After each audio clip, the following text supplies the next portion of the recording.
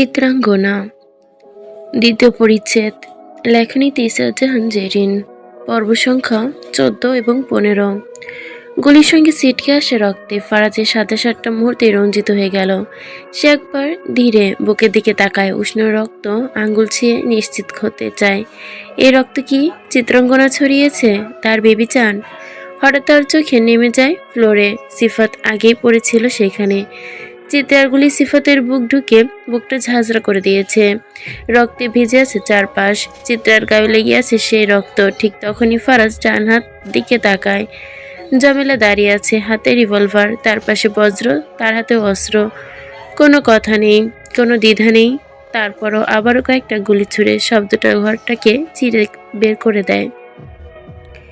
ফারাজ চিত্রার দিকে তাকায়। কি করে সম্ভব তার নিজস্ব নিষ্পাপ নারী এমন নিষ্ঠুর। চিত্রা এগিয়ে আসে ফারাজের দিকে, আর আগেই ফারাজ হাত উঁচু করে থামিয়ে দিতে বলে, কাছে আসবে না, একদম কাছে আসবে না। ফারাজ, আমাকে এক্সপ্লেন করার সুযোগ দিন।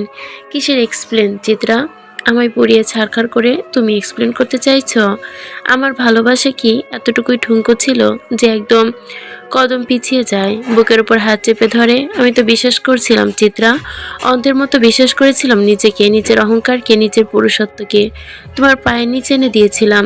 এই দুনিয়ায় কি বিশ্বাস করার শক্তিটাই সবচেয়ে বড় অপরাধ? আমার বিশ্বাসের কি কোনো দাম নেই এই পৃথিবীতে? তার কণ্ঠ হঠাৎ গম্ভীর হয়ে গেল। নাকি আমার অপরাধ এইটাই, আমি ফারাজ ইলাহি। এই ফারাজকে কি এই দুনিয়ায়, এই আরশের মালিক বারবার বেছে নেয় ভাঙার জন্য? একটু থেমে সে বলে চাপা স্বরে, আমি কি এতটাই সহজ ছিলাম? আমার ভালোবাসা কি এতটাই সস্তা ছিল যে তুমি তাকে ব্যাখ্যার টেবিলে বসিয়ে কটাক্ষ করছো? চোখ তুলে চিত্রার দিকে তাকায় সে। জানো, আগুনে পড়লে ছাই হয়, কিন্তু বিশ্বাসে পড়লে মানুষটা মরে যায় চিত্রা। আমি আজ মরেছি, আর তুমি আমাকে এক্সপ্লেন দিচ্ছ? শেষ কথাটা করে ফিসফিস করে বের হয়, একবারও কি ভাবনি এই ফারাস্টার বুকে একটা হৃদয় আছে? সেও তো সহ্য করতে পারছে না। আর কত চিত্রা? চিত্রা কাপা গলায় বলে, প্লিজ একবার শুনুন, আমায় কি একটা সুযোগ দেবেন না? আপনি কে যে দেখছেন তা ভুলে যেতে পারেন। ফরাজের চোখ একবার ঝাপসা হলো। তুমি চাইছো সুযোগ, আর আমি তো নিজের পুরোটা জীবন তোমাকে সুযোগ দিয়েছিলাম। ভুল হতে পারে বলছো? ভুল হয় স্বপ্ন বাস্তবে না। মানুষ যখন চোখ খুলে দাঁড়িয়ে থাকে। গলা নামিয়ে সে বলে, তুমি জানো সবচেয়ে বড় যন্ত্রণা কি? এই যে এখনো তোমার কথা শুনছি, এখনো এই বুকটা তোমার জন্য থেমে যাচ্ছে। এটাই কিন্তু বিশ্বাস চিত্রা, ও একবারও মারলে আর কোনো পুনর্জন্ম হয় না। বিশ্বাসের পুনর্জন্ম নেই চিত্রা। চিত্রা চোখে নেই জল। সে কিছু বলতে যাবে, তার আগে হঠাৎ মাথায় আবার চক্কর উঠে যায়। ফারাজ তখনও হুঁশ নেই। তার চোখের সামনে তার চিত্রার শরীর খারাপ হচ্ছে, অথচ সে এগিয়ে আসছে না।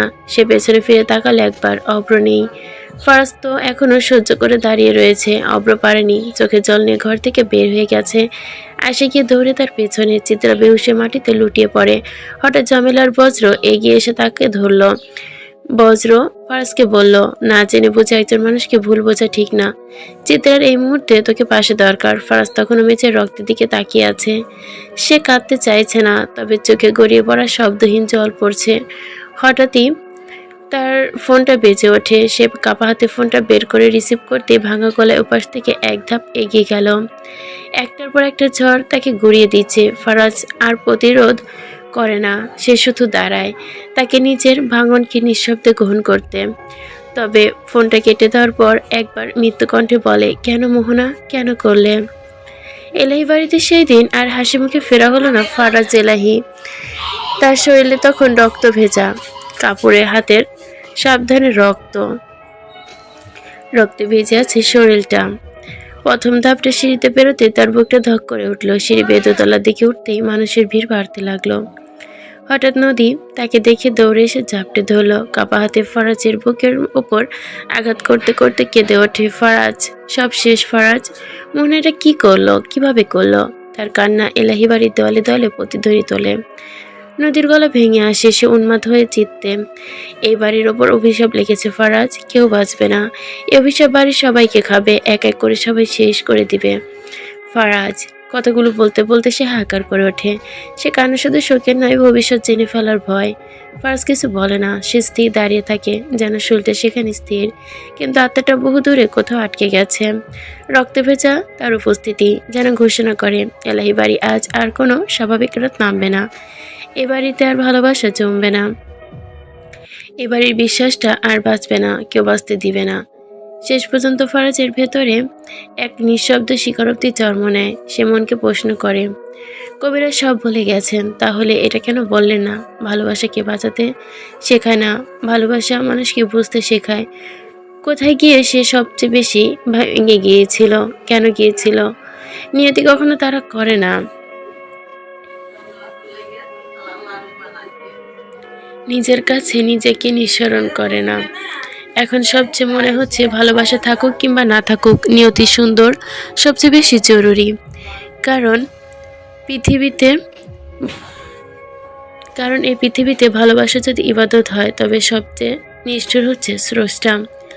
লাশ নামানো হচ্ছে, বেশ কিছুক্ষণ আগে পুলিশ পোস্টমর্টেম করবে, আত্মহত্যার লাশ এভাবে ছেড়ে দেয় না। তবু ফার্জ পুলিশের সঙ্গে কথা বলছে। ভাইয়ের লাশকে যেমন কাটাছেঁড়া হতে দেয়নি, তেমনি মোহনার লাশটাকেও কাটাছেঁড়া হতে দিবে না।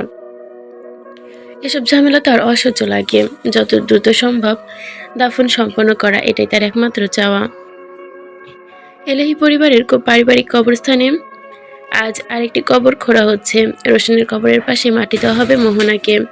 ফারাজ একবার কবরস্থানে যায়, রোশনের কবরটার সামনে দাঁড়িয়ে থাকে কিছুক্ষণ, ভেজা মাটির দিকে তাকিয়ে মনে মনে বলে ওঠে, অন্তত ভাইয়ের কবরটা শুকাতে দিতে মোহনা। একটা কবর পাকা হওয়ার আগে আরেকটা কবর এসে পাশে জুটে গেছে। এটা কি তাহলে ভালোবাসা? মোহনা শুরুর দিকে ভাইয়ের সাথে অনেক অবিচার করেছিল, একথা ফারাজ জানে, কিন্তু মোহনা কখনো কিছু লুকায়নি।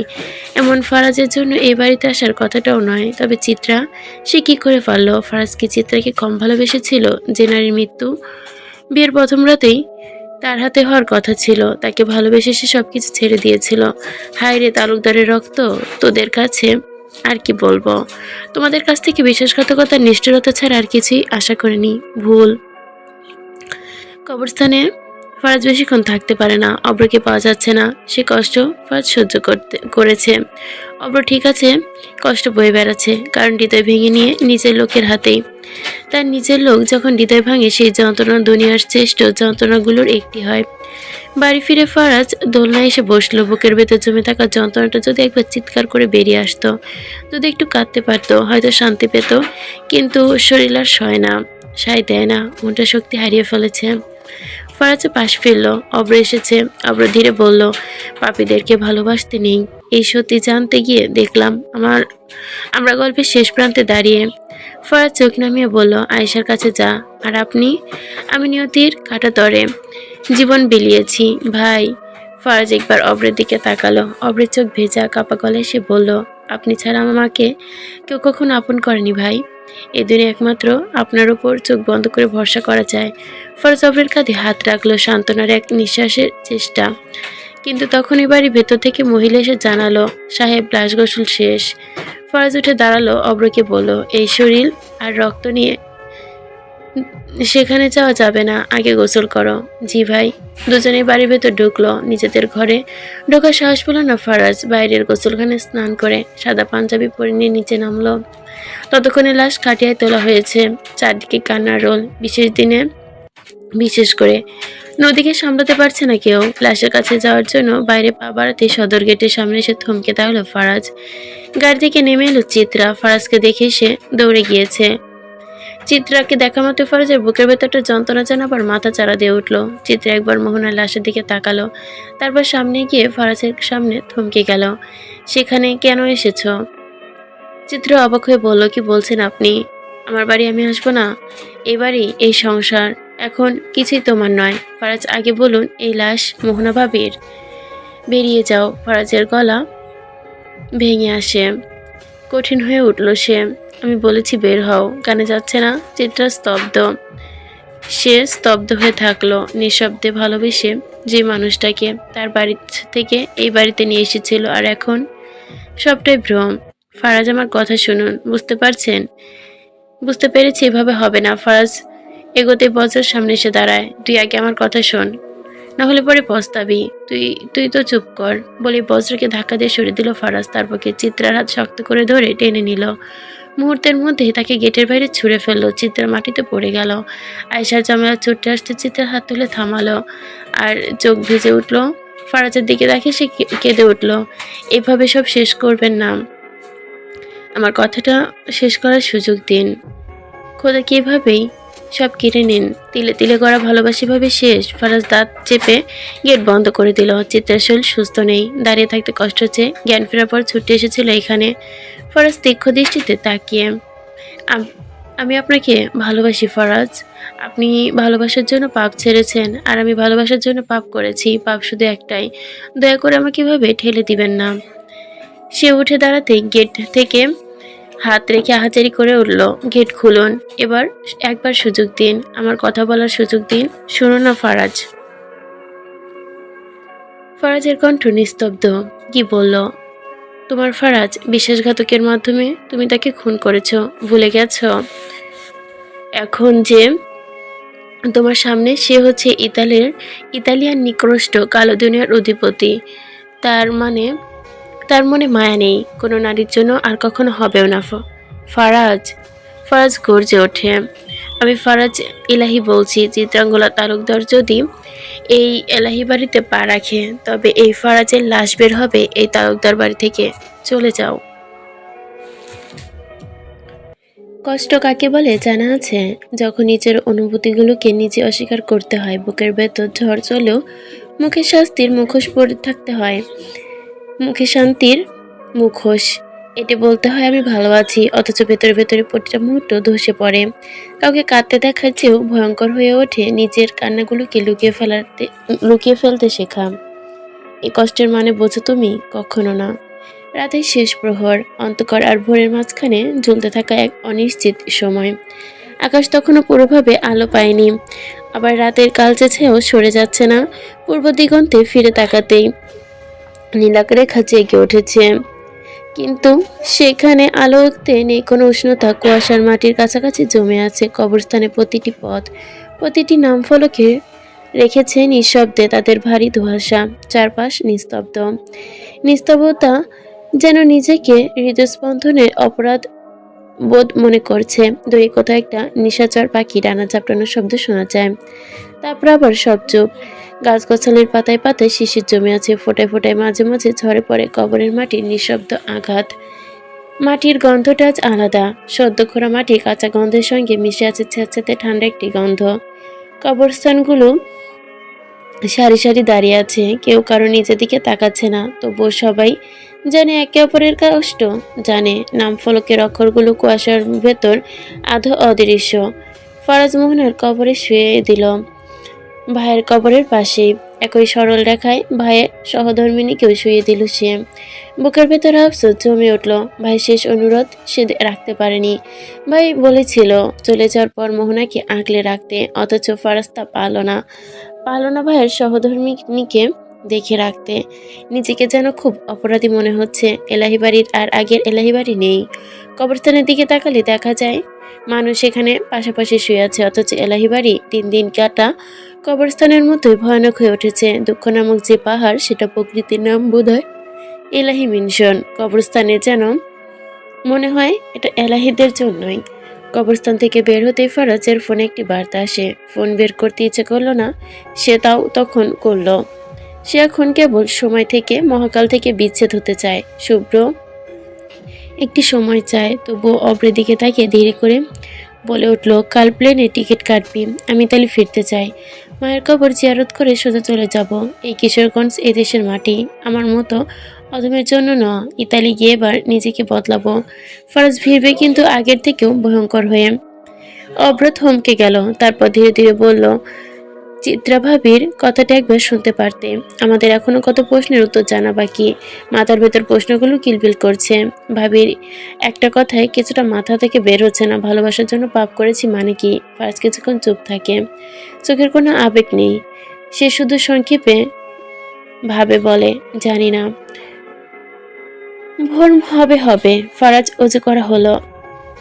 অজু করা হলো। ঠান্ডা পানির ছোঁয়া এখন হাতে রেখা লেগেই আছে, তবু বুকের ভেতর জ্বালা মিটছে না, ঠান্ডা হয় না। সে ধীরে ধীরে পায়ে এলাহি বাড়ি মসজিদের দিকে এগোয়। এই মসজিদে ফরজ এলাহির। তার বাবার হাতে গড়া, মানুষের মুখে মুখে শোনা যে শয়তানও আল্লাহর ঘর বানাতে পারে। এই কথাটার অর্থ ফরাজ ছাড়া হারে হারে ফারাজ জানে এবং হারে হারে টের পায়। যদি শয়তানও কবরের ঘর বানাতে পারে, তাহলে দেখো রবের ক্ষমতা কতটা অসীম। ফারাজ নামাজ শেষ করে সবাই এক একে বেরিয়ে যায়। ফজরের নামাজ শেষ করে মসজিদের ভেতরে ধীরে ধীরে ফাঁকা হয়ে আসে, কিন্তু ফারাজ ওঠে না। তার হাত এখনো দুয়ার দিকে দোলা, ঠোঁট নড়ছে। মোনাজাত শেষে যেন হতে চায় না। ইমাম সাহেব মোনাজাত শেষ করে তসবি হতে বসেন। কিছুক্ষণ ধরে ফারাজকে লক্ষ্য করে। এই মানুষটা নীরব, অস্বাভাবিকতা দীর্ঘ। অবশেষে ফারাজ তার লম্বা মোনাজাত শেষ করে ইমামের দিকে তাকায়। চোখ দুটো ক্লান্ত। ইমাম মৃদু হেসে বলে, রবের কাছে দুঃখ প্রকাশ করলে বুঝি? এই মুহূর্তে ফারাজ টের পায় তার চোখ দিয়ে জল পড়ছে। সে নিজেও জানে না এই জল কার জন্য। চিত্রাঙ্কনের জন্য? কাকে আগের মতো ফিরে পাওয়ার আকুতি, নাকি নিজের অপরাধের ভার সহ্য করতে না পেরে আত্মার কাছে কাঁদছে? মনে পড়ে একের পর এক প্রশ্নের ভিড়। চিত্রা চিত্রা নিজের জীবনের যত্ন নেয়। রাত শেষ করে ভোর হলো। সে কি কিছু খেয়েছে? সে কি নিজের যত্ন নিচ্ছে? সে কি ঠিক আছে? শরীরটা কি আগের চেয়ে ভেঙে পড়েছে, নাকি কোনোভাবে টিকে আছে? যেই স্ত্রীর ঘুম কারো শব্দে ভেঙে গেলে সে ঘুম ভাঙানোর মানুষটিকে খুন করে ফেলতো, সেই ফারাজ একসময় প্রস্তুত ছিল। আজ আজ সে কই? আজ সেই ফারাজ যে কিনা স্ত্রীকে আঘাত করেছে। এই বাড়িতে যে নারীটিকে প্রথম কোলে তুলে গৃহপ্রবেশ করেছিল, তাকে সে ধাক্কা মেরে বাইরে ছুঁড়ে ফেলেছে। এই চিন্তা তাকে আগের চেয়েও বেশি জ্বালাচ্ছে আর গভীরভাবে পুড়িয়ে দিচ্ছে। কারণ কোনো শাস্তি এত নির্মম যতটা নির্মম তাদের অপরাধ নিজের চোখে দেখা। ফরাজ অনেকক্ষণ চুপ করেছিল। তারপর হঠাৎই ভেঙে পড়া কণ্ঠে বলে, হুজুর, আমি আর পারছি না। ইমাম সাহেব তসবি নামিয়ে রাখেন। এ কথাটা তিনি বহুবার শুনেছে, তবু প্রতিবার নতুন করে। কি পারছো না? জিজ্ঞেস করলে বললেন। ফরাজ চোখ নামিয়ে নিল। এই কষ্ট, এই বুকের ভেতরে চাপা কষ্ট। মনে হচ্ছে শ্বাস নিতে ভুলে গেছি, বুক ফেটে যাবে। আমি পাপ করেছি জানি, তবুও ভুল করেছি। কিন্তু এই যন্ত্রণা শেষ কোথায় হুজুর? কি করলে এর থেকে পরিত্রাণ পাবো? ইমাম সাহেব কিছুক্ষণ নীরব থাকলেন, তারপর ধীর কণ্ঠে বললেন, কষ্ট যখন আল্লাহর দরবারে এনে দাঁড় করায়, তখন সেটা অভিশাপ হয়ে দাঁড়ায়। ফারাজ মাথা নাড়িয়ে বলে, কিন্তু এই কষ্ট আমাকে শাস্তি দিচ্ছে না, শান্তিতে থাকতে দিচ্ছে না হুজুর। এটা আমাকে খেয়ে ফেলছে। আমি খোদা আমাকে ক্ষমা করবে না জানি। ফারাজের চোখ দিয়ে জল পড়ল। হুজুর শান্ত গলায় বললেন, ফারাজ, আল্লাহ কঠিন পাপীকেও ক্ষমা করে দেয়। মানুষ যাকে শেষ করে মনে মনে, আল্লাহ যেন সেখান থেকে শুরু করে। তাই নিজের মনকে শত্রু বানিয়ে দিও না।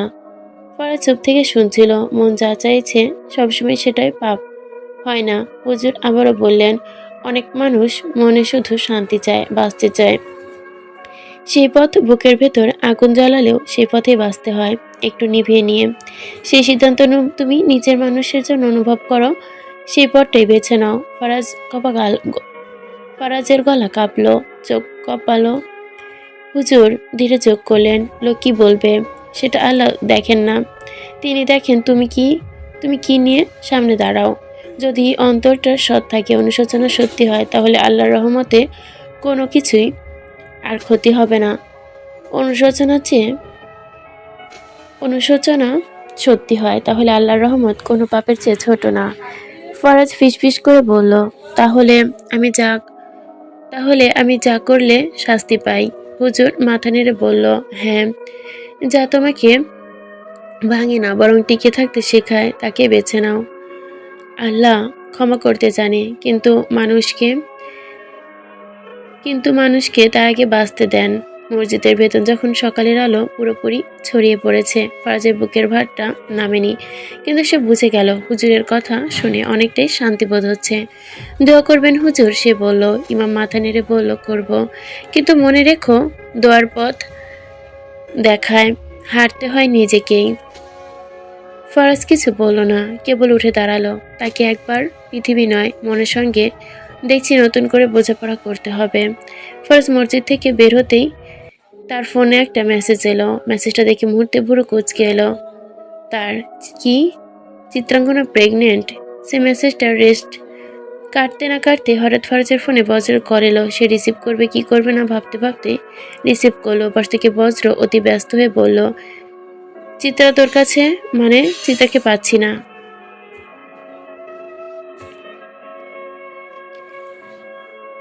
চিত্রা চোখ মেলল।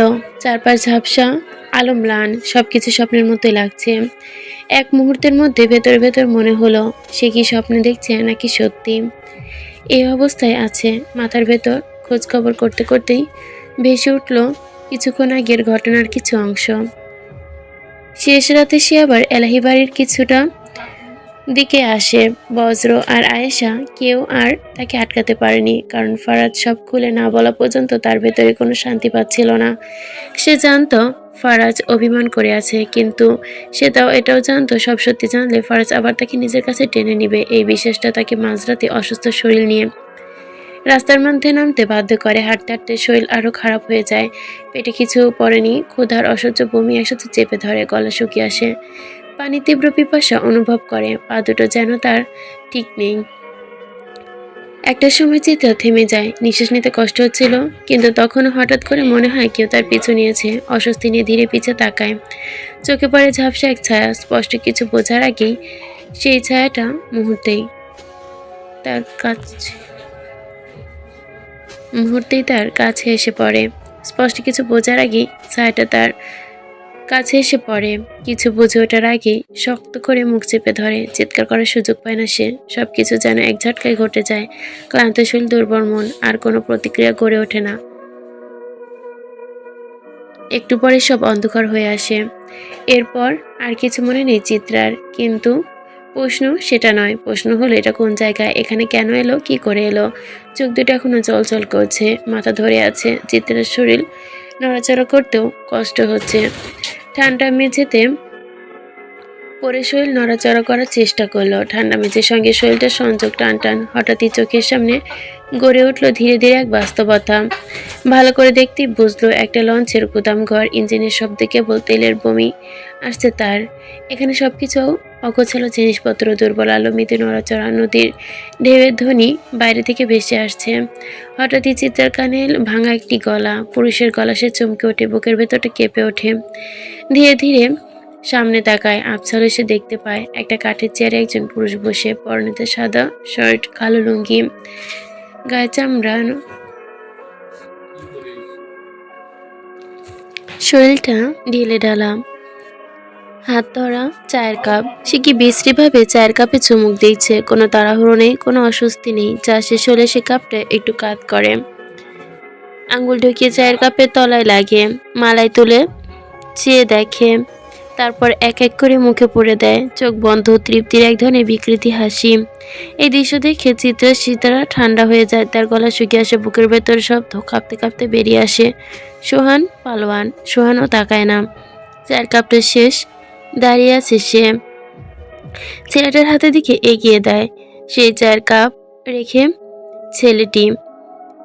ছেলের হাতে এগিয়ে দেয়। ছেলেটি চায়ের কাপ রেখে পানি এগিয়ে দিতে সামান্য একটুখানি দেরি হয়, তবে সেই দেরি সোহান পালন সহ্য করতে পারে না। সে পাশে দুটো ছেলের দিকে তাকাতেই তারা ওই ছেলেটাকে ধরে নিয়ে যায়। ছেলেটি আর্তনাদ করে বলে, ভাই আর কখনো দেরি হইব না, মাফ করে দেন।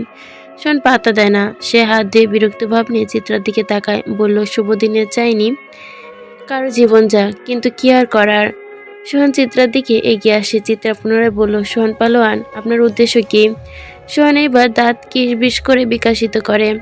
হাত বাড়াতেই পাশের ছেলেটার হাতের দিকে লাল শাড়ি তুলে দেয়। সোহান একবার সেই শাড়ির দিকে তাকালো, তারপর হেসে চিত্রার দিকে শাড়িটি ছুঁড়ে দিয়ে বলল, তোমাকে বিয়ে করা।